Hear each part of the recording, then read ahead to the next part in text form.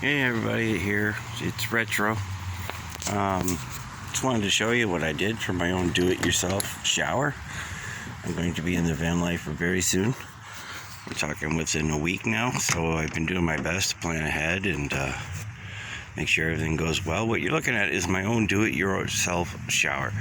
Up there you see a ring, and that is from a 26-inch bicycle rim. I cut all the spokes out and everything, and then I put the shower curtain around it. Then I put a attachment to a PVC pole that goes down to a wash tub, which I cut the exterior ring off. And then I went ahead, if you see over here in that black basket there, that's going to be where my water pumps. I bought a 12-volt shower head water pump you see up there.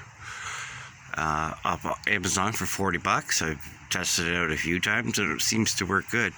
So the concept is I'm going to boil the water on the stove and pour it in there with cold water and attempt to have a shower. And then I've got this hanging little hose I put off the end at the bottom for the drain here. It's just going to go outside the door, and I'm going to turn on the valve and that will drain the water from the shower. Hope this inspires people and gives someone else a good idea. Anyways, Retro, stay safe.